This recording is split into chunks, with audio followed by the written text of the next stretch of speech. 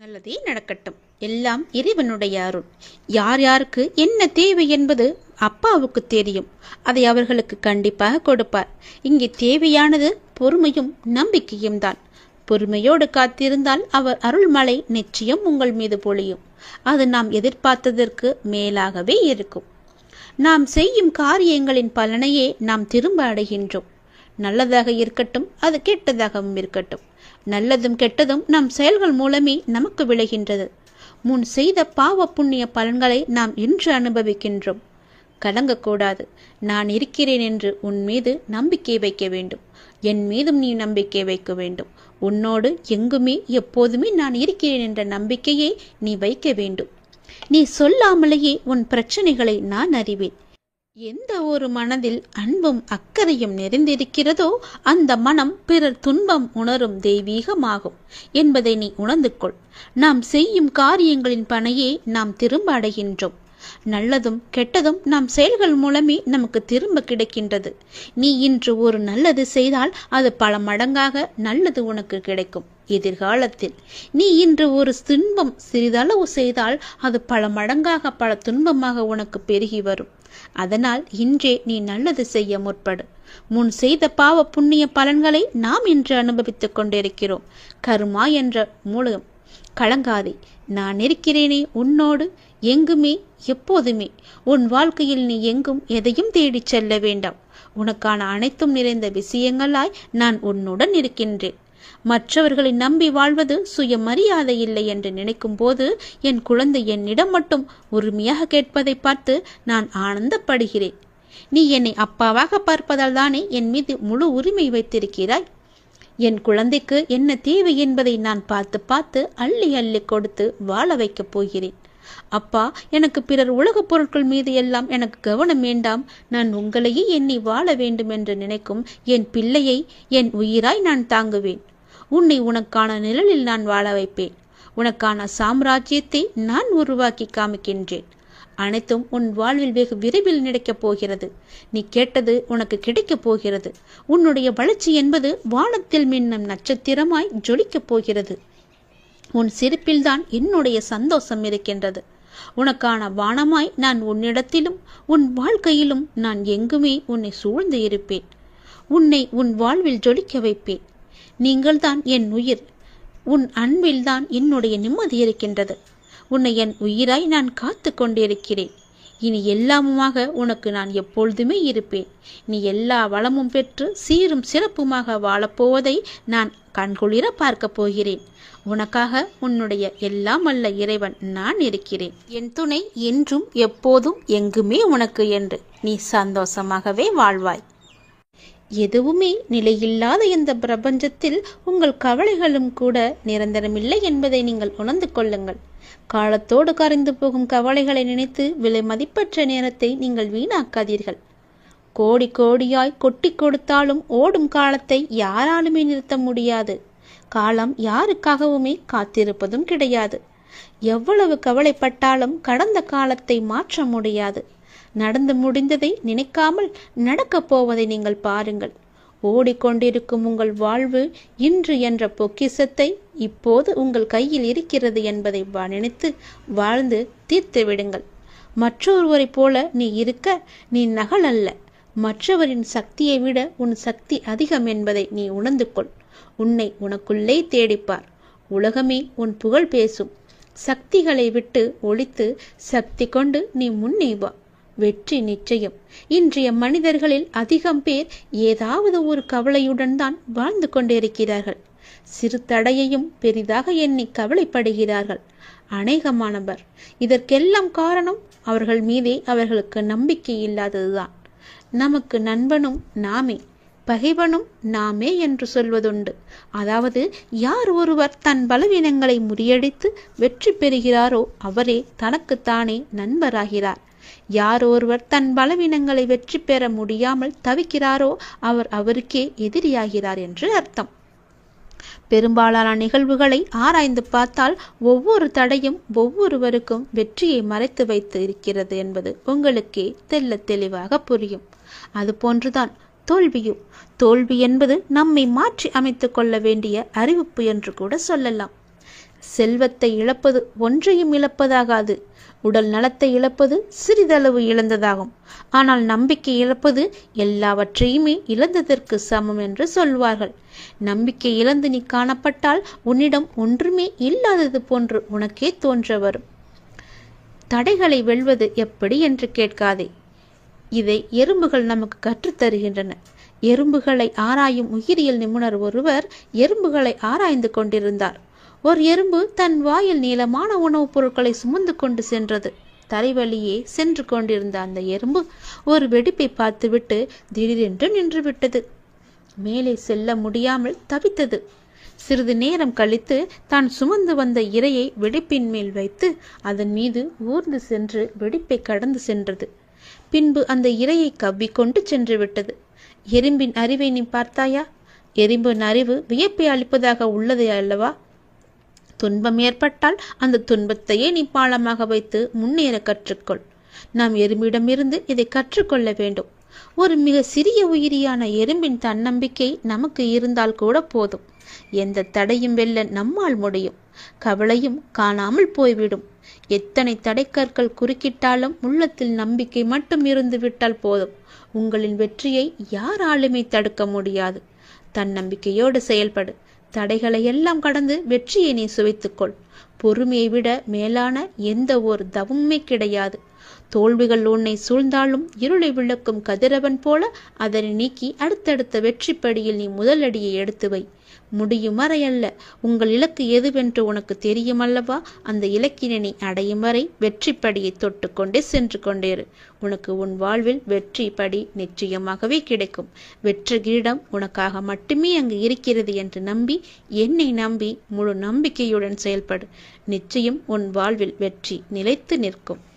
அவசர முடிவுகளை தவிர்த்து பகவான் மீது நம்பிக்கை வைத்து அவரின் கட்டளைக்காக காத்திருப்பவர்களுக்கு கண்டிப்பாக ஏதோ ஒரு மனித உயிரின் மூலமாக உதவி செய்வார் கடவுள் என்பது நிச்சயம் உண்மை. சிலர் தங்களுக்கு அசாதாரணமான திறமையும் எந்த ஒரு கடினமான பணியையும் நிறைவேற்றும் இணையற்ற சக்தியும் இருப்பதாக கருதுகின்றனர். இந்த ஆணவமான பன்மையால் அவர்கள் செய்யும் எந்த பணியும் எதிர்பார்த்த பலனை தராது. தன்னம்பிக்கை என்பது நல்லதுதான், ஆனால் எல்லை மீறினால் அது ஆபத்தானது. மனித ஆற்றல் மற்றும் சக்தியின் வரம்புகளுக்கு அப்பால் தெய்வீக சக்தி உள்ளது என்ற உண்மையை பார்க்க வேண்டும்.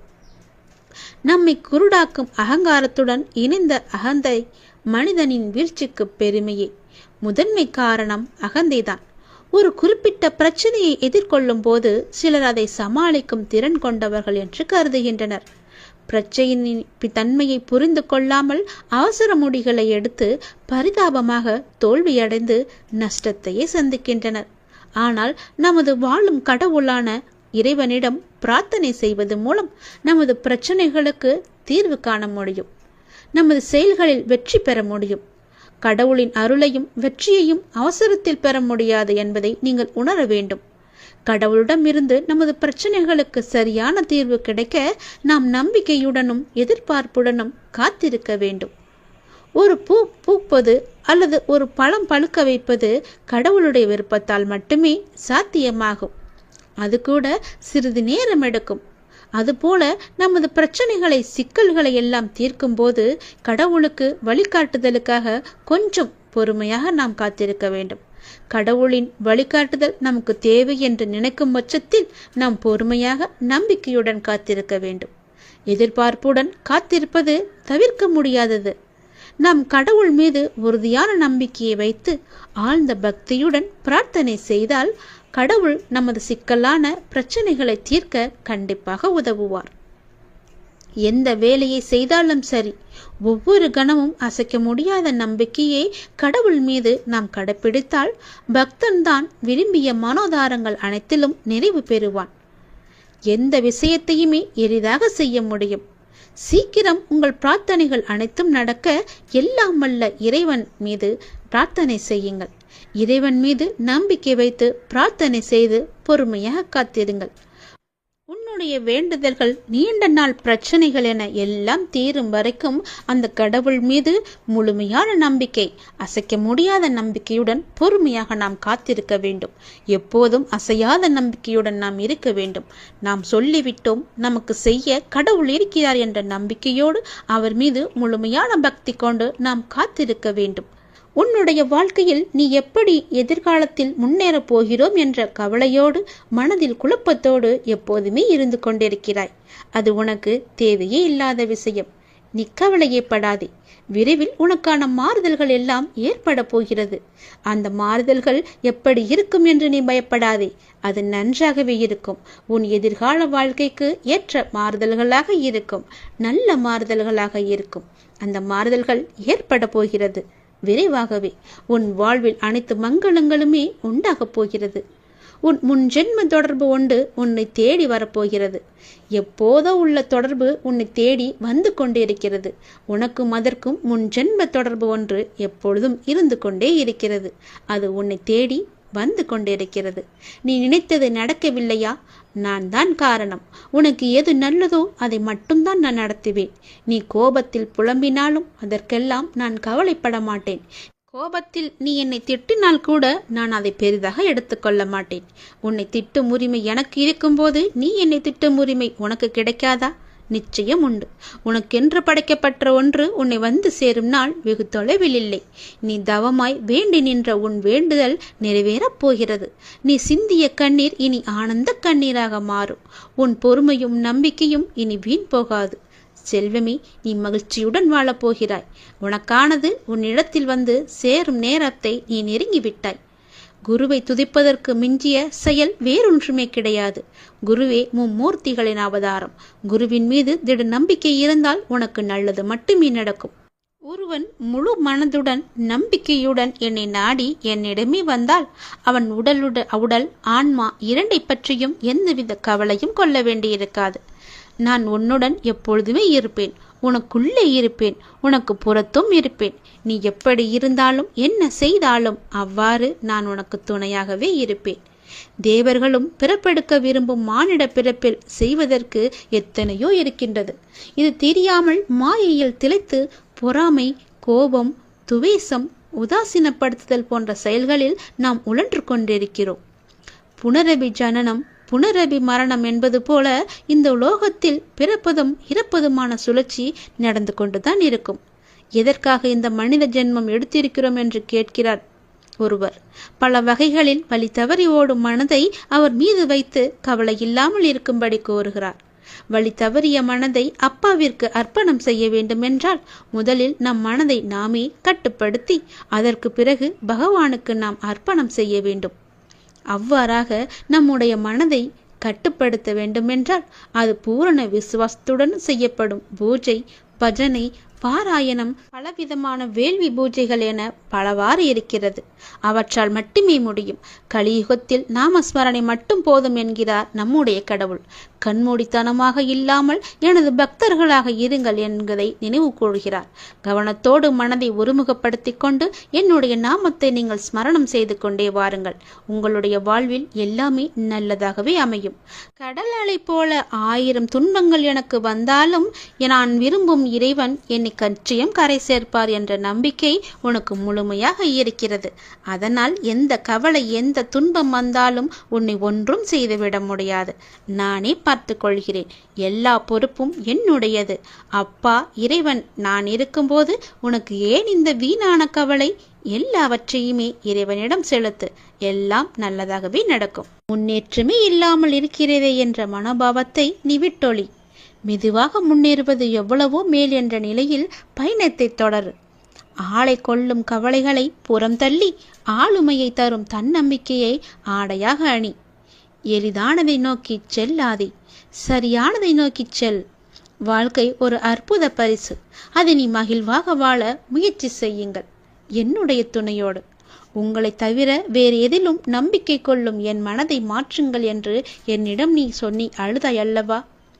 உனக்கும் எனக்கும் முன் ஜென்ம தொடர்பு இருக்கிறது. நம் பந்தத்தின் ஆழம் இது. ஜென்ம ஜென்மமாய் தொடரும் பந்தம். உனக்காக நான் இருக்கிறேன். எல்லாமே மாற்றியமைக்கப் போகிறேன். நலமோடு நல்வாழ்வு உனக்கு காத்து கொண்டிருக்கிறது. சுபமாய் என் ஆசீர்வாதங்களுடன் நீ நிம்மதியாக, நிறைவாக, மகிழ்ச்சியான வாழ்க்கையை நீ வாழ வைக்கப் போகிறேன். உன்னை நீ சந்தோஷமாக இருக்கப் போகிறாய். அதற்கு நானே பொறுப்பு. வாழ்க்கையை எல்லாவற்றிற்கும் ஒரு மாற்று கருத்து வைத்திருக்கிறது, மாற்றம் ஒன்றை வைத்திருக்கிறது. அது நமக்கு பிடித்திருக்கிறதா இல்லையா என்பதை பற்றியெல்லாம் அதற்கு கவலை இல்லை. சூழ்நிலைக்கு ஏற்ப நீ உன் மனதை திடப்படுத்த வேண்டும். 2 வார்த்தை பேச வேண்டிய இடத்தில் அதிகம் பேசுவது தவறு. ஆலோசனை கூறும்போது உன் கருத்தை பிறரிடம் கூறி சொல்வது தவறு. அதுபோல் நேர்மையாக பயணித்து தோற்பதும், முடிந்தவரை போராடிய பின் தோற்பதும் வெற்றி பெற்றதற்கு சமம் என்று அர்த்தம் கொண்டு மீண்டும் மீண்டும் நீ முயற்சி செய். உனக்கு வேண்டியதை பிறரிடம் இருந்து எதிர்பார்த்தால் அது எப்போதும் கிடைக்காது. உனக்கு வேண்டியதை நீதான் முயற்சி செய்து அடைய வேண்டும்.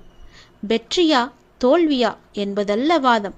ஆடுகளத்தில் இருக்கிறாயா என்பதை மட்டும் நீ அடிக்கடி உறுதிப்படுத்திக்கொள். உயிரை தொங்கும் மாங்காய்க்காக கல்லுயர்த்தும் சிறுவனை நீ கவனித்துப்பார். எரியும் கற்கள் தோல்வியை தழுவுகின்றனவே என்று கைவிட்டு போவதில்லை. கடைசியில் ஒரு காயாவது அவன் கையில் விழும் வரை அதுவரை களைப்படைய மாட்டான். அவன் மனமும் அப்படித்தான், அவனுடைய கரமும் அப்படித்தான். அதுபோல உன் தோல்விகளையே கற்களாக்கி கவனம் சிதறாமல் வெற்றி கனியை குறிப்பார்த்து எறிய கற்றுக்கொள். எத்தனை முறை கல் எறியப்பட்டுகிறது என்பதல்ல கணக்கு, கனி கைவசம் வருகிறதா என்பதில்தான் உன்னுடைய கவனம் இருக்க வேண்டும். வெற்றியை கொண்டாட எவராலும் இயலும். தோல்வியை ஏற்று துவளாது இருக்க ஒரு சிலரால் மட்டுமே முடியும். அந்த ஒரு சிலரில் நீயும் ஒருவனாக இருந்தால் வெற்றி கோப்பையை நீ விரைவாகவே பெற்றுவிடலாம். அது உன் கையிலே கிடைத்துவிடும். வெற்றி முழக்கம் உன் வீட்டு கதவை தட்டும். நான் இருக்கிறேன் உனக்கு, எப்போதுமே உன் கூடவே இருப்பேன். நீ நிச்சயம் முன்னேறுவாய். உன் மனதில் எதிர்காலத்தை பற்றிய பயம் என்றாயிருந்தால் அதை தூக்கி எறிந்துவிடு. எனக்காக என்னுடைய அப்பா, என்னுடைய இறைவன், என்னுடைய குரு எனக்காக இருக்கிறார் என்ற நம்பிக்கையோடு இரு. எல்லாவற்றையுமே தூக்கி எறிந்துவிடு. உன்னோடு நான் இருக்கிறேன். பக்க பலமாக, உற்ற துணையாக, உற்ற தோழனாக, நல்ல நண்பனாக, உனக்கு உறவினராக, உற்றாராக, எல்லாமாக நான் இருக்கிறேன். பிறகு எதற்காக நீ கலங்க வேண்டும்? எல்லாமே உன்னை தேடி வரும்படி நான் செய்கிறேன். எல்லா பொறுப்பு நானே எடுத்துக்கொள்கிறேன். வாழ்க்கை என்பது எல்லோருக்குமே ஒன்றுதான். அது சற்று மேலும் இருக்கலாம், கீழும் இருக்கலாம். வாழ்க்கை என்பது ஒரு பட்டம் போல். அதன் நூல் உன் கையில் இருப்பதால் தான் அது நகர்ந்து கொண்டிருக்கிறது என்பது நினைப்பது எவ்வளவு தவறோ அதை போலத்தான் உன் வாழ்க்கையில் நடக்கும் சில விஷயங்கள் எல்லாம் கஷ்டங்களும் முடிவடையும் காலம் என ஒன்று வரும் என்று. வாழ்க்கையில் நீங்கள் பயணிக்கும் ஒவ்வொரு நாளும் ஒவ்வொரு பக்கங்கள். அவற்றுள் சிரிப்பு, கண்ணீர், சந்தோஷம், கோபம், கஷ்டம், வெற்றி, தோல்வி, ஆசை, நல்லது, கெட்டது என எல்லாமே கலந்துதான் நிறைந்திருக்கும். அந்த பக்கங்களில் நீங்கள் மட்டும் இடம்பெற மாட்டாய். எல்லா உறவுகளும் கதாபாத்திரங்களும் அதில் இடம்பெறும். அவர்களால் உனக்கு கிடைத்த அன்பு, கிடைக்காத அன்பு, நிலையில்லாத அன்பு, உண்மையான அன்பு என பல பரிமாணங்களும் அதில் இடம்பெற்றிருக்கும். அவை உணர்த்தும் புரிதல், ஒரு அன்பு விழுகும் போது ஏற்படும் வலி, ஒரு அன்பு கிடைக்கும் போது ஏற்படும் சந்தோஷம் என பல வர்ணங்கள் கொண்டது. இவற்றை எல்லாம் அனுபவிக்க விரும்பவில்லை என்றாலோ அல்லது அனுபவிக்க விரும்புகிறேன் என்று சொன்னாலோ இவை ஒன்றும் உன் கையில் கிடையாது. யார் உன் வாழ்க்கையில் அமைய வேண்டும், அது எப்படி தீர்மானிக்க வேண்டும் என எல்லாமே அந்த இறைவனுடைய அருளால். இதற்கும் எவற்றுக்கும் நீ காரணமில்லை. புரிகிறதா? உறவுகள் என்றால் சண்டைகளும் மனக்கசப்பு வருவதும் இயல்புதான். ஆனால் அதற்காக என் வாழ்க்கையை நான் தனியாக வாழப்போகிறேன் என்று சொல்வது அர்த்தமற்றது.